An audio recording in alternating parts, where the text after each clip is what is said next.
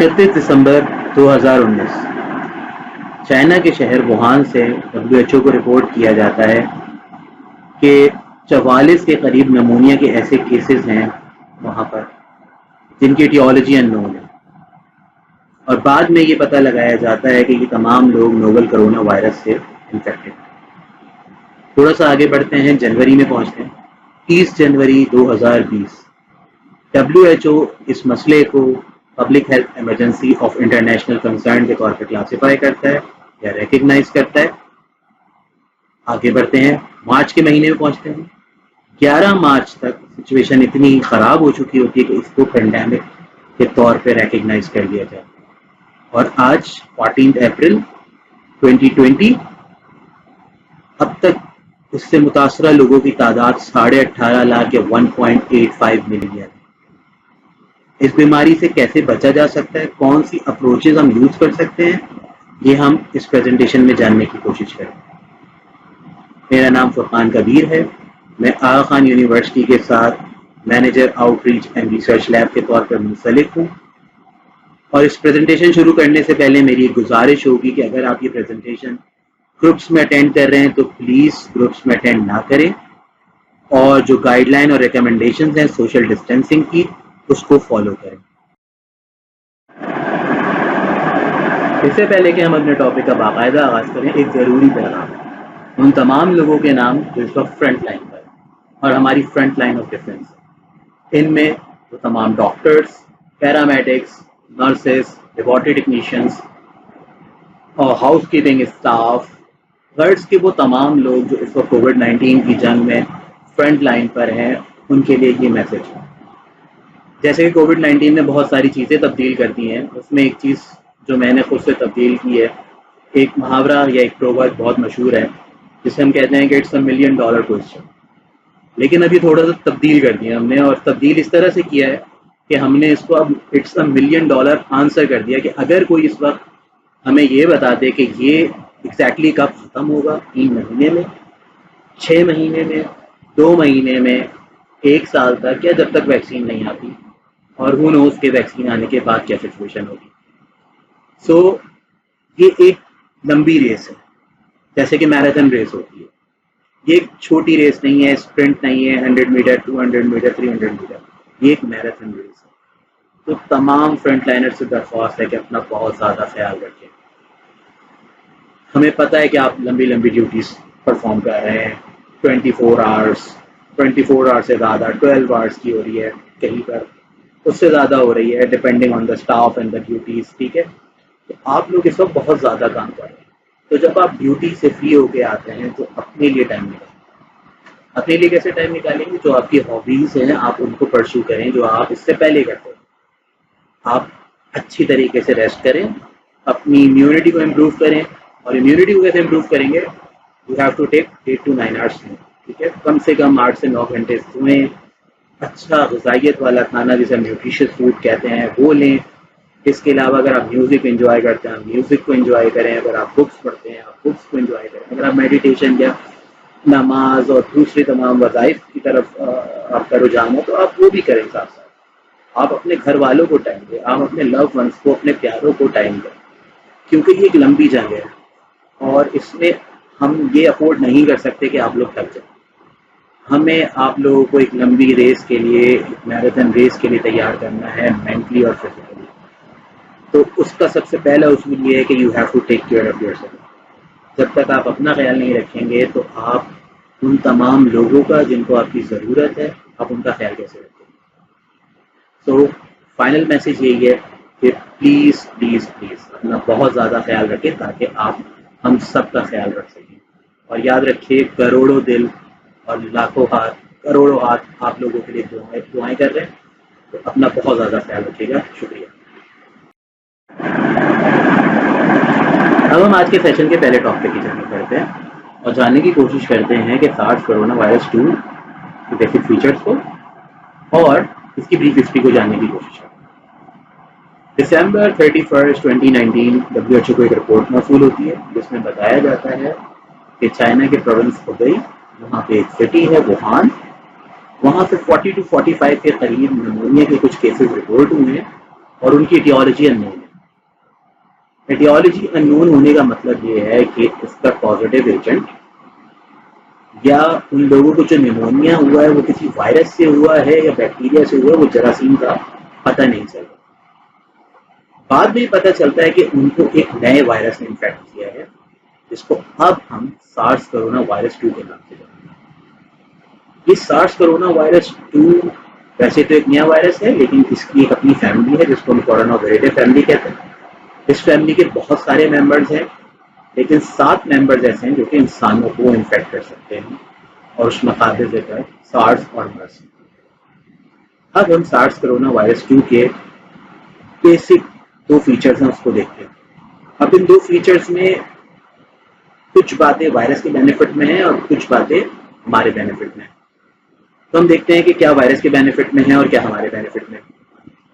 تو اگر ہم اس کا جینوم دیکھیں تو اس کا genome single stranded positive sense R N A based ہے. پازیٹیو سینس کا مطلب یہ ہے کہ اس کو کسی ایم آر این اے کی ضرورت نہیں ہے.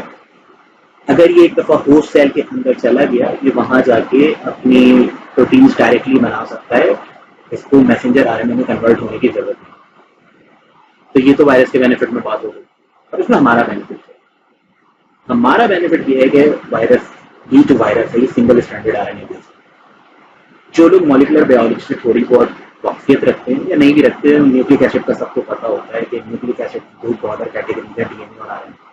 D N A double standard ہوتا ہے، R N A single standard ہوتا ہے، اور جو ڈبل اسٹینڈرڈ ہوتا ہے وہ زیادہ اسٹیبل ہوتا ہے کمپیئر ٹو سنگل اسٹینڈرڈ. تو یہ ہمارے بینیفٹ میں بات آ رہی ہے. اب اس کے اینویلپ کو دیکھتے ہیں. اس کے اینویلپ میں 2 بیسک فیچرز ہیں. پہلے فیچر جو کہ وائرس کے بینیفٹ میں اس کو دیکھیں. وائرس کے بینیفٹ میں اس کی اسپائک گلائکوپروٹینز ہے. یہ اسپائک گلائکوپروٹینز کیوں وائرس کے بینیفٹ میں ہے؟ وہ اس طرح سے کہ ہماری باڈی میں کچھ ریسیپٹرز موجود ہیں جس میں ہم ACE2 ریسیپٹرز کہتے ہیں، اینجیوٹینسن کنورٹنگ انزائم 2 ریسیپٹرز. یہ جو اسپائک پروٹینز ہیں اور یہ جو ہمارے ACE2 ریسیپٹرز ہیں، ان میں ایک ایفینٹی اور ایک کشش موجود ہے. اب وائرس کو ایڈوانٹیج یہ مل جاتا ہے کہ اس کی اسپائک پروٹینز جو ہمارے باڈی میں all over the body ACE2 receptors ہیں، یہ اس پہ جا کے ایزیلی بائنڈ کر جاتا ہے کہ ہمیں انفیکٹ کر سکتا ہے اور ہمیں بیمار کر سکتا ہے. اور جب سیریس کنڈیشن ہو جاتی ہے تو یہ ACE2 ریسیپٹر جیسے میں نے بتایا کہ ہمارے آرگنس میں موجود ہیں، ہمارے لنگس میں، ہمارے ایلیم میں، ہمارے بلیڈر میں اور ہمارے میجر آرگنس میں موجود ہیں ACE2 ریسیپٹرز. تو وائرس کے بینیفٹ میں بات آ جاتی ہے. اب ہمارے بینیفٹ میں کیا بات آتی ہے؟ اس کے اینویلپ میں لپڈ کنٹینٹ کا ہونا. اور جو اتنا اسٹریس کیا جا رہا ہے ہر جگہ، آپ دیکھ رہے ہیں کہ ہینڈ واشنگ پہ فورس کیا جا رہا ہے، اسٹریس دی جا رہی ہے کہ ہینڈ واشنگ کریں، 20 سیکنڈ کریں، 30 سیکنڈ کریں، 40 سیکنڈ کریں، بار بار کریں، بچوں سے کروائیں، سب جگہ باہر سے آئے تو کریں، ہر تھوڑی دیر بعد ہینڈ واشنگ کریں. تو اس کی ریزن یہ ہے کہ جب ہم ہینڈ واشنگ کریں گے، اور اس کے لیے اینٹی بیکٹیریل اور اینٹی وائرل سوپ کی ضرورت نہیں ہے، آپ کا نارمل سوپ جو ہے وہ بھی اس کو ڈسٹرائے کر سکتا ہے، کیونکہ اس کا جو اینویلپ ہے وہ لپڈ بیسڈ ہے. جب ہم ہینڈ واش کریں گے 20 to 40 سیکنڈ یا 20 to 30 سیکنڈ یا ایٹ لیسٹ 20 سیکنڈ کریں گے، تو وہ جو لپڈ اینویلپ ہے وائرس کا، اگر ہمارے ہاتھ پہ موجود ہے تو وہ ختم ہو جائے گا، کیونکہ وہ لپڈ جو ہے وہ ایزلی ڈیزالو ہو جائے گا سوپ اینڈ واٹر کے، اور وہ جو وائرس ہے وہ ڈس انٹیگریٹ ہو جائے گا اور انیکٹیو ہو جائے گا. ٹھیک ہے. تو یہ تو وائرس کی کہنے کے اس کی بیسک جینوم اور اس کے اینویلپ کے بارے میں بات کریں. اب ہم دیکھتے ہیں کہ وائرس پھیلتا کیسے، اس کا راؤٹ آف ٹرانسمیشن کیا. تو اس کا راؤٹ آف ٹرانسمیشن ابھی تک جو مستند ذرائع ہیں وہ یہی بتاتے ہیں کہ اس کا جو راؤٹ آف ٹرانسمیشن ہے وہ ڈراپلیٹ. یہ ڈراپلیٹ مائکرو بھی ہو سکتے ہیں اور میکرو بھی ہو سکتے ہیں. ٹھیک ہے. بڑے بھی ہو سکتے ہیں، چھوٹے بھی ہو سکتے ہیں. اور یہ پھیلتا کیسے ہے؟ یہ پرسن ٹو پرسن اور environment to person. Person to person کیسے پھیلے گا؟ کہ اگر فار ایگزامپل کوئی انفیکٹیڈ ہے بندہ، اور وہ جب وہ چھینکے گا یا وہ کھانسے گا یا وہ زور سے بات کرے گا تو وہ میکرو یا مائکرو ڈراپلیٹس پروڈیوس کرے گا. اور کوئی دوسرا انسان اگر اس کے کانٹیکٹ میں آ جائے، اس کے قریب آ جائے یا اس سے کہہ لیں کہ ایکسپوز ہو جائے، تو وہ اس کو بھی لگنے کی چانسز ہیں. ایک تو یہ ہو گیا پرسن ٹو پرسن. اب دوسرا ہو گیا environment to person. Environment to person کیسے لگے گا؟ ایک جو بہت کہہ لیں کہ خطرناک سینیریو ہے وہ یہ ہے کہ جو ریسنٹ اسٹڈیز پبلش ہوئی ہیں اس میں بتایا گیا ہے کہ یہ پلاسٹک اور اسٹین لیس اسٹیل پہ 3 دن تک 72 آورس تک سروائیو کر سکتے ہیں. تو یہ خطرہ ہے. اور تب کارڈ بورڈ اور دوسری چیزوں پہ بھی ہوئی. کارڈ بورڈ پہ کہتے ہیں کہ 24 گھنٹے یعنی 1 دن تک. لیٹ سپوز کہ اگر کوئی انسان انفیکٹڈ تھا اور اس نے چھینکا یا کھانسا یا اس نے ڈراپلیٹ پروڈیوس کیے جس میں یہ وائرس موجود ہے اور وہ اس نے انہیں ہاتھوں سے ڈور نوب پکڑی, وہ تو فنگر اسٹیل کی بھی ہے, کوئی کارڈ بورڈ پکڑا یا کوئی بھی ایسی چیز پکڑی سرفیس پہ ہاتھ لگایا جہاں پہ یہ سروائو کر سکتا ہے, اور اس کے بعد اگر کوئی دوسرا انسان آتا ہے اور اس چیز پہ ہاتھ لگاتا ہے تو ممکنات میں سے ہے کہ وہ انفیکشن اس کو بھی لگ جائے گا. اگر اس نے پراپر جا کے ہینڈ واشنگ نہیں کیا, اس نے پراپر پریکاشنری میجرز یا حفاظتی اقدامات نہیں لیے تو اس کو بھی لگ سکتا ہے. ٹھیک ہے, تو اسی لیے ہینڈ واشنگ پہ اسٹریس کیا جا رہا ہے اور بار بار چہرے کو ہاتھ لگانے سے منع کیا جا رہا ہے, ناک کو کانوں کو ہاتھ لگانے سے منع کیا جا رہا ہے, اسی وجہ سے کیا جا رہا ہے. اب ہم دیکھتے ہیں اس کی ماربیڈیٹی اور مورٹیلٹی کتنی ہے, کتنا خطرناک ہے, کتنا سیریس ہے. فیکٹس کو دیکھتے ہیں. تو ابھی تھوڑی دیر پہلے میں نے WHO کی ویب سائٹ چیک کی تو اوور آل اس وقت اگر ہم ورلڈ کی بات کریں تقریباً 1.85 ملین کیسز رپورٹ ہو چکے ہیں پوری دنیا میں, اور اس میں سے تقریباً 1,17,000 ڈیتھس ہو چکی ہیں. تو اگر ہم پروپورشن نکالیں تو اراؤنڈ 6.3% اور 6% آتے ہیں کہ لوگ جو کہ انفیکٹ ہوئے تھے, جو بیمار ہوئے تھے, ان میں سے 6% لوگ مر گئے. اور اگر ہم پاکستان کے تناظر میں دیکھیں تو پاکستان میں اب تک 5,800 سمتھنگ کیسز رپورٹ ہوئے ہیں اور اس میں سے 96 ڈیتھس ہوئے ہیں, اور پاکستان میں کچھ 1 to 1.5% کے قریب مورٹیلٹی ریٹ بن گیا. ٹھیک ہے, اب پرابلم یہ ہے کہ جو مورٹیلٹی ریٹ ہے کیونکہ ہم ٹوٹل کیسز میں سے نکال رہے ہیں. اب اس وائرس کی ایک عجیب سی کہہ لیں کہ طریقہ واردات ہے کہ یہ پک تو سب کو کرتا ہے لیکن ٹریٹ سب کو ڈفرینٹلی کرتا ہے. یعنی اگر کوئی ینگ ہے اور اس کی امیونٹی اچھی ہے, قوت مدافعت کا نظام بہت اچھا سے کام کر رہا ہے, تو اس کو تو مائلڈ سمٹمس کرے گا اور اس کی جان چھوڑ دے گا 2 ہفتے میں. لیکن جو ایلڈرلی پاپولیشن ہے, جو وہ ہمارے لوگ جو کہ 50 ایئرس یا 50 سال سے زیادہ کے ہیں, یا ان کی امیونٹی ویک ہے, یا انڈر 5 کہتے ہیں, بچے ہیں 5 سال سے چھوٹے بچے یا 50 سال سے بڑے لوگ, اور ان کی امیونٹی اگر ویک ہے تو یہ وہاں پہ اس کے جو اثرات ہوں گے وہ زیادہ خطرناک ہوں گے, فیٹل ہو سکتے ہیں, یعنی کہ وہاں پہ مورٹیلٹی بڑھ جاتی ہے, وہاں پہ مرنے والوں کی تعداد بڑھ جاتی ہے. اس کی یہ طریقہ واردات تھوڑا خطرناک ہے کہ یہ پک سب کو کرتا ہے لیکن سب کو ٹریٹ ڈفرینٹ طریقے سے کرتا ہے. اگر کسی کی امیونٹی اچھی ہے تو اس کو جلدی جان چھوڑ دے گا, ہلکی پھلکی کھانسی, گلے میں خراش, اور ہو سکتا ہے ہاسپٹلائزیشن کی بھی ضرورت نہ پڑے. لیکن جس کی امیونٹی ویک ہے ہو سکتا ہے ہاسپٹلائزیشن کی بھی ضرورت پڑے, وینٹیلیٹر کی بھی ضرورت پڑے, اور اللہ نہ کرے. اب ہم گفتگو کے تیسرے مرحلے کی جانب بڑھتے ہیں اور بات کرتے ہیں انفیکشن کنٹرول کی. انفیکشن کنٹرول جیسے کہ نام سے سمجھ آ رہا ہے 2 الفاظوں کا مرکب ہے. پہلا لفظ ہے انفیکشن, دوسرا ہے کنٹرول. یعنی انفیکشن کو کنٹرول کرنے کی صلاحیت کو ہم انفیکشن کنٹرول کرتے ہیں. اگر ہم اس کی ہسٹری میں جائیں تو ہسٹری تو اس کی صدیوں پرانی ہے, لیکن صحیح معنوں میں یا کہہ لیں سائنٹیفکلی یا سسٹمیٹکلی 18 سینچری میں اس میں کام اسٹارٹ ہوا. کیونکہ 18 سینچری میں ہم سب کو معلوم ہے کہ بیکٹیریولوجی اور مائکروبیولوجی ایوالو ہونا اسٹارٹ ہو گئی تھی. لوئی پاسچر, رابرٹ کاک اور دوسرے مشہور و معروف بیکٹیریولوجسٹ وہ کام کر رہے تھے. سو ایک انفیکشن کا کانسیپٹ لوگوں کے دماغ میں تھا. سو اس زمن میں 18 سینچری میں یا 1840s میں 2 ڈاکٹرس بہت زیادہ مشہور ہیں, ڈاکٹر سیمل وائس اور ڈاکٹر اولیور ہولمز.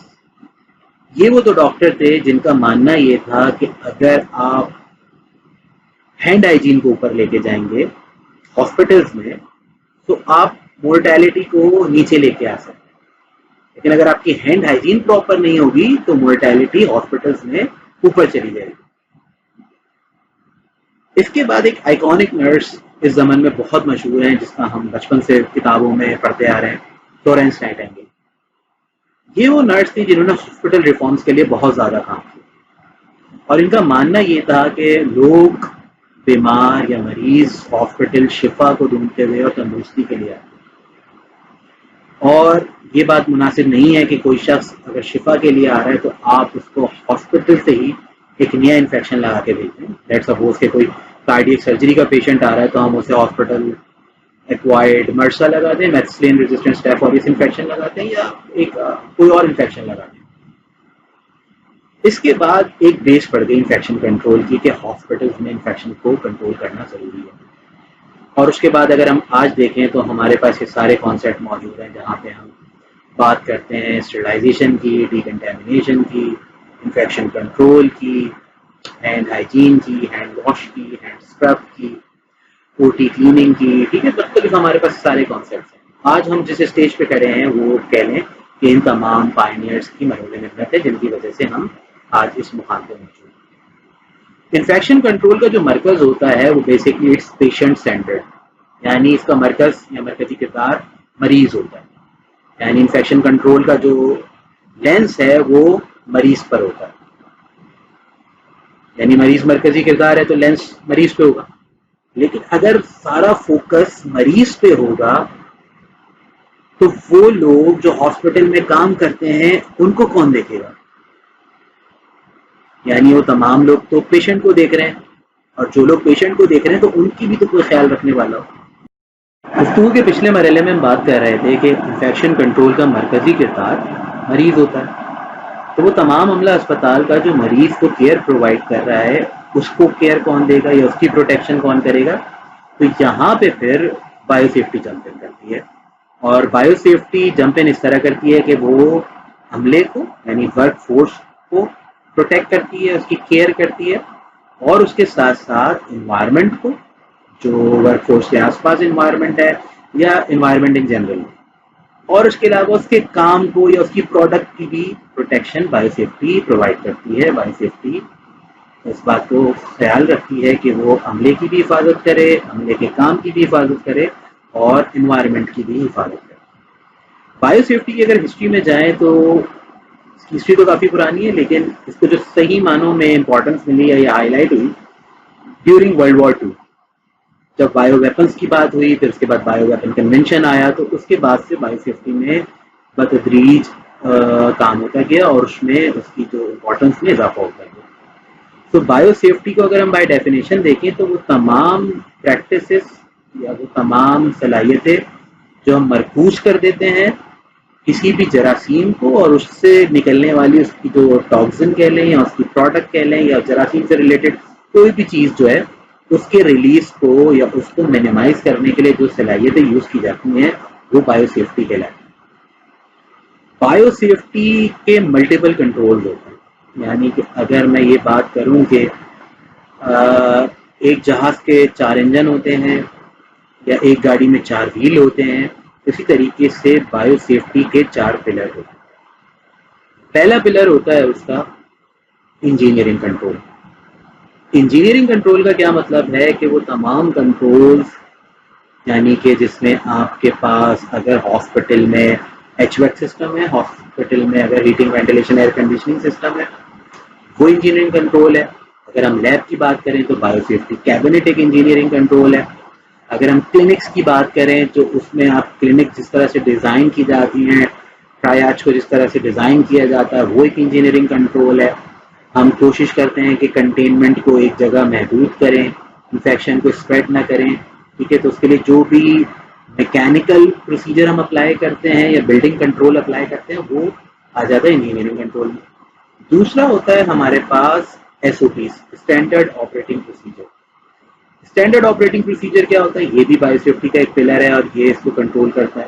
کس طرح کنٹرول کرتا ہے؟ لیٹ سپوز کہ میں آپ کو کہوں کہ اگر کسی کو ریڈلسٹک انجری ہو گئی ہے تو آپ کے پاس اس کی ایس او پی ہے, تو آپ مجھے بتائیں گے اس کی ایس او پی ہمارے پاس ہے.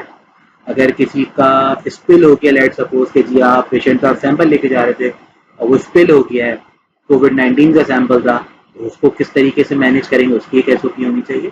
تو ایس او پیز ایک دوسرا پلر ہوتا ہے بایو سیفٹی. تیسرا پلر ہوتا ہے اس کا پرسنل پروٹیکٹیو اکوپمنٹ, جس کو ہم لاسٹ لائن آف ڈیفینس بھی کہتے ہیں. پرسنل پروٹیکٹیو اکوپمنٹ میں کیا دیا آ جاتا ہے؟ آپ کے گلوز آ جاتے ہیں, ماسک آ جاتا ہے, شو کور آ جاتا ہے, ایپرن آ جاتا ہے, N95 ماسک ہر جگہ تذکرہ چل رہا ہے, وہ پرسنل پروٹیکٹیو اکوپمنٹ میں آ جاتا ہے. تو یہ اس کا تیسرا پلر ہوتا ہے بایو سیفٹی کا.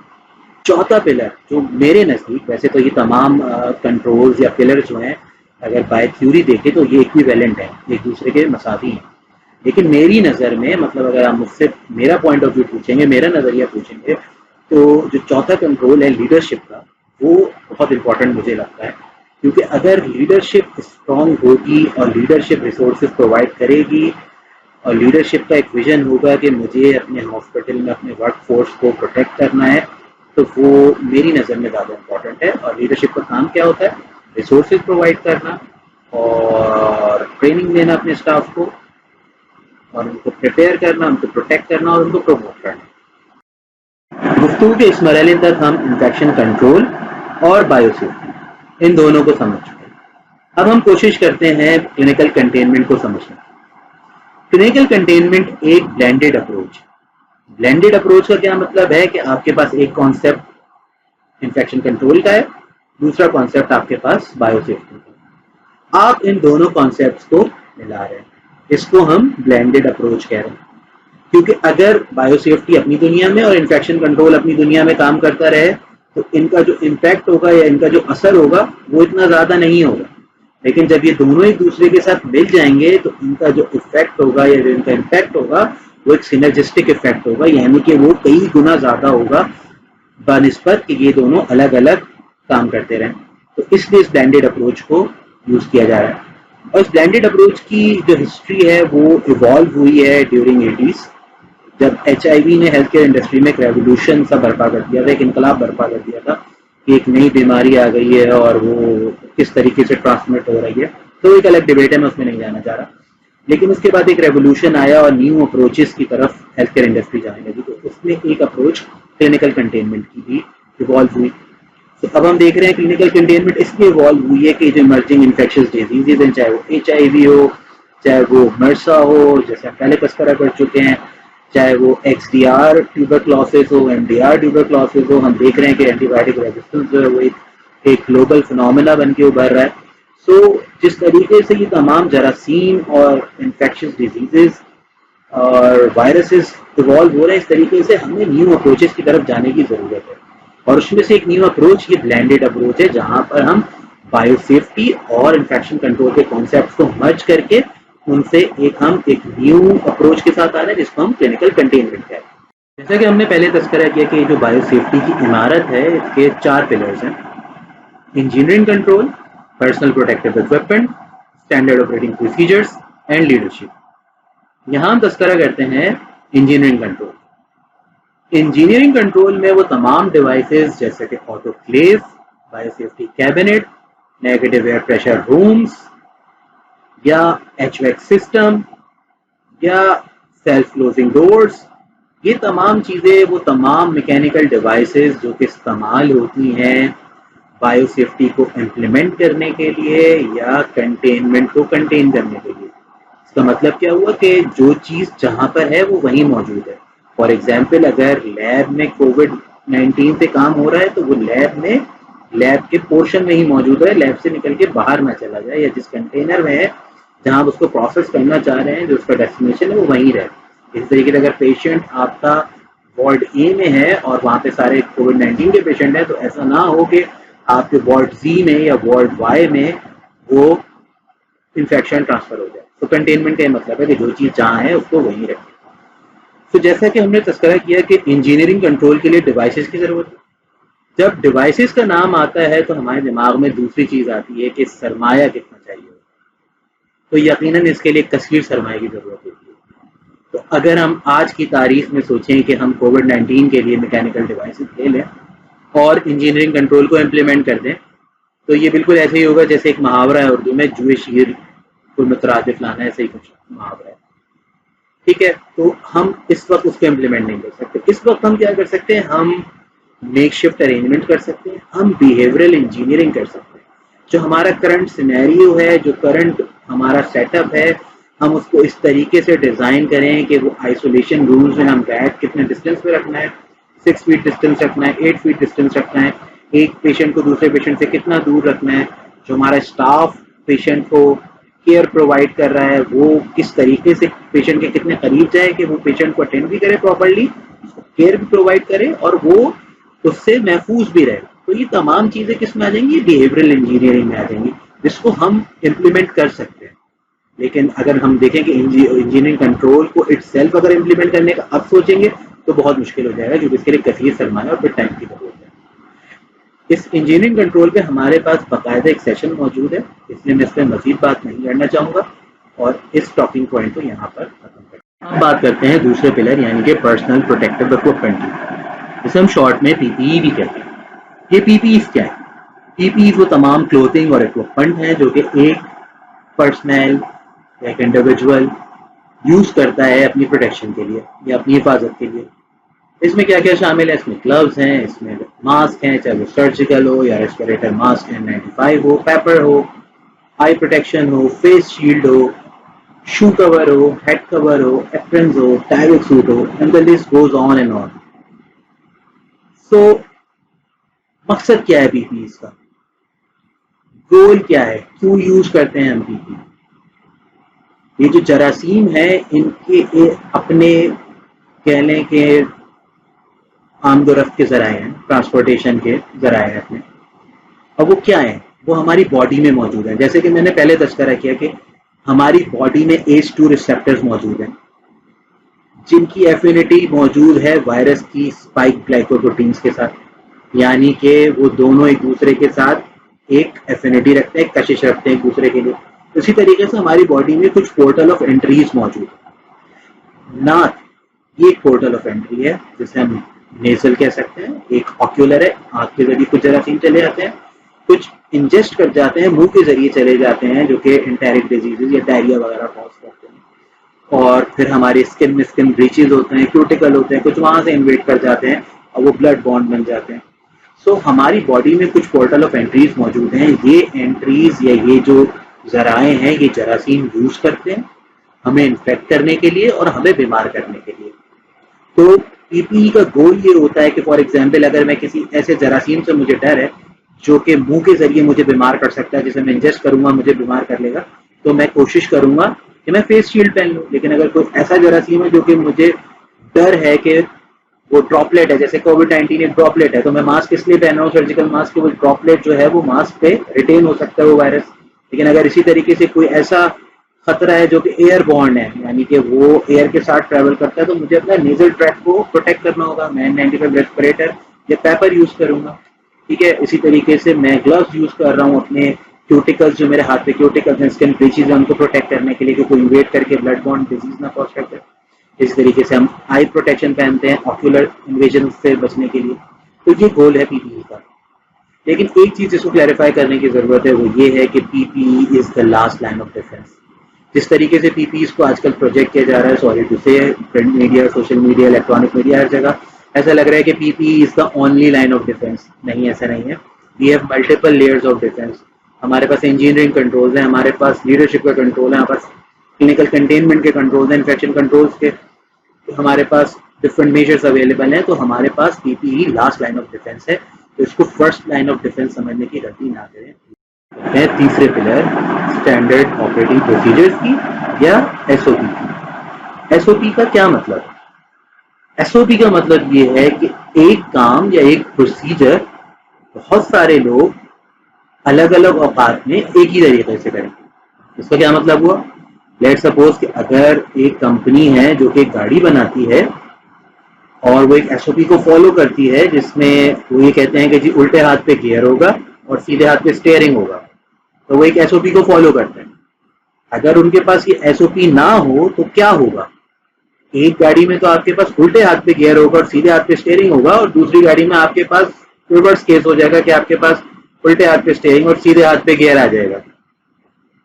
اگر ہم ایک ہی ملک کی بات کر رہے ہیں اور ایک ہی جگہ کی بات کر رہے ہیں، اب اس کو ویسٹ سے کمپیئر نہیں کیجیے گا کہ جہاں پہ ادر وے راؤنڈ ہوتا ہے ڈرائیو کا. لیکن ہم یہ بات کر رہے ہیں کہ جب ایس او پی کا مطلب ہوتا ہے کہ آپ ایک پروسیجر کو کوئی بھی کر رہا ہو، چاہے میں کر رہا ہوں یا ایکس وائی سی کوئی اور کر رہا ہو، وہ اس پروسیجر کو سیم طریقے سے فالو کرے. اور اس کا ایڈوانٹیج کیا ہوتا ہے؟ اس کا ایڈوانٹیج یہ ہوتا ہے کہ ہر کسی کی پرسیپشن ڈفرینٹ ہوتی ہے. اگر ہم یہاں پہ کووڈ-19 کی بات کر رہے ہیں تو ہو سکتا ہے کہ جو میری رسک پرسیپشن ہے کووڈ-19 کے سیمپل کو لے کے وہ آپ کی رسک پرسیپشن سے بالکل ڈفرینٹ ہو. یعنی جس طریقے سے میں اس خطرے کو دیکھ رہا ہوں یعنی مجھے لگتا ہے کہ یار یہ صرف ڈراپلیٹ انفیکشن ہے تو مجھے اس ڈراپلیٹ سے بچنا ہے. لیکن اگر کوئی اس کو اس طرح سے پرسیو کرتا ہے کہ یہ ڈراپلیٹ کے ساتھ ساتھ ایئر بورن بھی ہے, ایروسلائز بھی ہو سکتا ہے, اور ایئر بورن ٹرانسمیشن کے بعد مجھے یہ انفیکٹ بھی کر سکتا ہے. ایروسلائز تو خیر وہ ہو سکتا ہے کسی پروسیجر کے دوران, لیکن اگر وہ سوچتا ہے کہ نہیں یہ ایئر بورن ہے اور یہ اڑ کے جو ہے وہ کسی طریقے سے ہوا کے ساتھ سفر کرتا ہوا مجھے آ کے انفیکٹ کر دے گا اور میں بیمار ہو جاؤں گا, تو یہ اس کا رسک پرسیپشن ہو سکتا ہے. ایس او پی کا مقصد یہ ہوتا ہے کہ آپ کا جو رسک پرسیپشن ہے اور ہیومن بیہیویئر جو ہے اس کو اسٹینڈرڈائز کیا جائے, یعنی کہ ایک کنسسٹینسی لائی جائے. اگر میں ایک سیمپل کو کووڈ-19 کے سیمپل کو جس طرح پروسیس کر رہا ہوں اور اگر میں ایک ایس او پی کو فالو کر رہا ہوں, تو 4 لوگ میرے بعد آ کے جو فالو کریں گے یا پروسیس کریں گے اس سیمپل کو, وہ بھی سیم طریقے سے ہی اس کو پروسیس کریں. ایس او پی کا ہونا اس لیے ضروری ہے. ہم نے پچھلے ٹاپک میں بات کی پی پی ایز کی. اگر میں آپ کو ریسورسز دوں اور آپ کی لیڈرشپ کو ریسورسز دوں اور آپ بہت سارے پی پی ایز خرید لیں, لیکن وہ آپ کو کوئی ایس او پی نہ دیں کہ یہ ڈون کیسے کرنا ہے, پہننے کیسے ہیں, یا ٹاف کیسے کرنا ہے, ریموو کیسے کرنا ہے, تو آپ کے لیے وہ یوز لیس ہے. میں آپ کو ماسک دے دوں لیکن میں آپ کو یہ نہ بتاؤں کہ پہنا کیسے جاتا ہے اور یہ ریموو کیسے کیا جاتا ہے, تو آپ کے لیے یوز لیس ہے. تو یہ تمام کنٹرول ایک دوسرے کے ساتھ ہینڈ ان ہینڈ رہتے ہیں. اسی لیے پچھلے ٹاپک میں بات کی تھی کہ P P E last line of defence ہے, فرسٹ لائن آف ڈیفینس نہیں, کیونکہ آپ کے پاس ملٹیپل لیئرز ہیں. تو ایس او پی بھی ایک اور لیئر ہے اس کو. اب بات کرتے ہیں چوتھے اور آخری ستون لیڈرشپ کی. جیسے پہلے تذکرہ کیا کہ یہ تمام ستون ایک دوسرے کے مساوی ہیں, اس میں کوئی چھوٹا بڑا نہیں ہے, لیکن میرا اپنا ذاتی جھکاؤ جو ہے وہ اس ستون کی طرف ہو رہا تھا. وجہ یہ ہے کہ لیڈرشپ بہت امپورٹنٹ ہے. لیڈرشپ کیا ہے؟ اگر آپ گوگل کریں تو آپ کو ہزاروں ڈیفینیشن مل جائیں گی. جیسے یہ ڈیفینیشن بڑی مشہور ہے کہ leader is the one who leads from the front, یعنی لیڈر وہ ہوتا ہے جو آگے بڑھ کے اپنی ٹیم کو, اپنے قافلے کو, اپنی فوج کو لیڈ کرتا ہے. اسی طریقے سے اگر ایک ڈیفینیشن دیکھی جائے تو ایک ڈیفینیشن یہ بھی ہے جو ہمارے سینیریو میں بڑی ریلیونٹ بھی ہے, leader is the one who can develop leaders. یعنی لیڈر وہ ہوتا ہے جو اپنے بعد لیڈر پروڈیوس کرتا ہے, یا اپنے سے جانے سے پہلے لیڈر پروڈیوس کرتا ہے.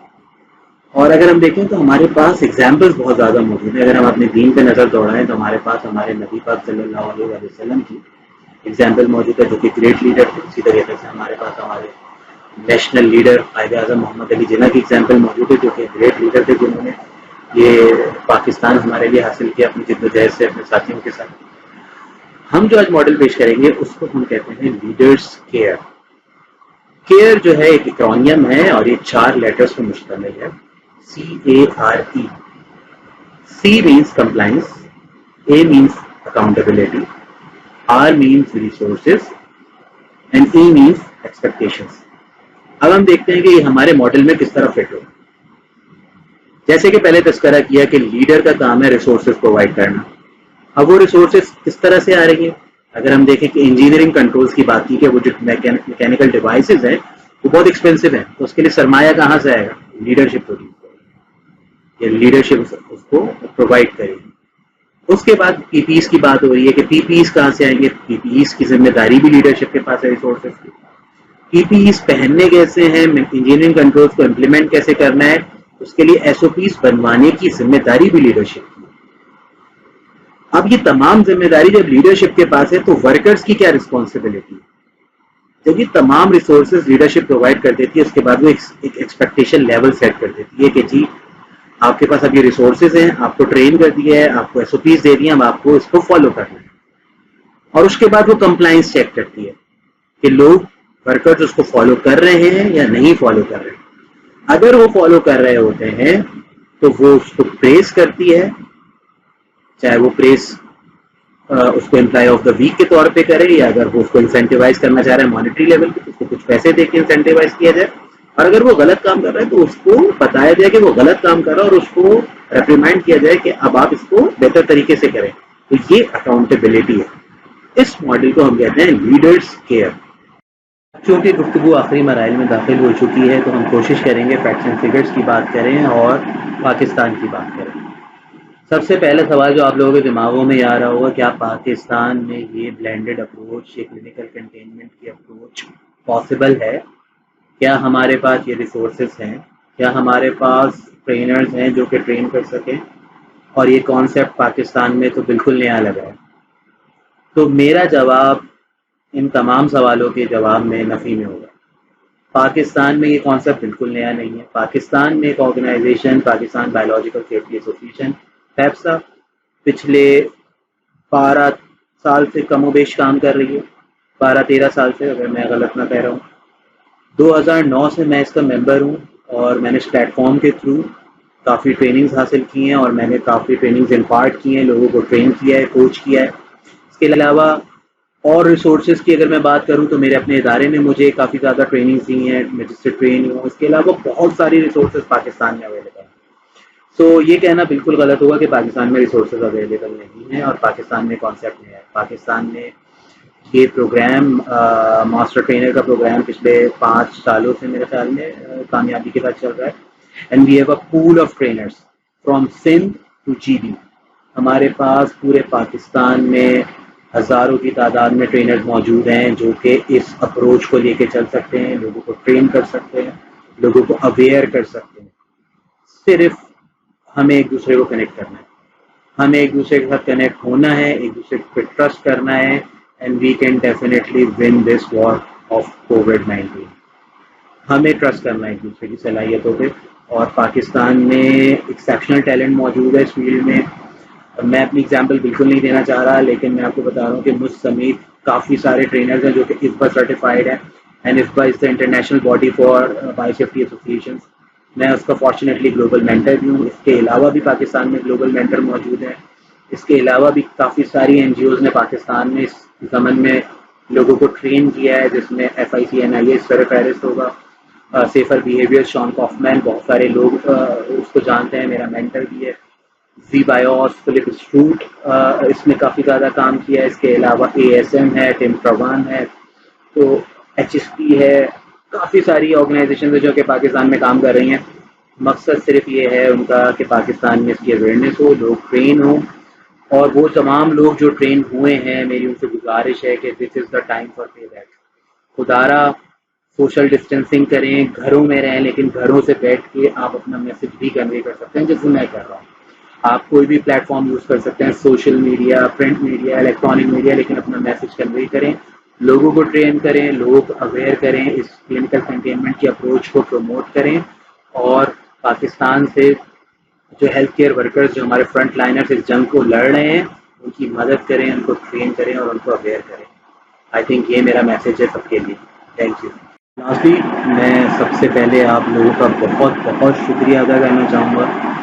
آپ نے اس پریزنٹیشن کے لیے ٹائم نکالا, اس سیشن کے لیے ٹائم نکالا, یا اس کورس کے لیے ٹائم نکالا. بہت بہت مشکور ہوں میں آپ سب کا, آپ کا ٹائم دینے کا اور یہ تمام باتیں سننے کا.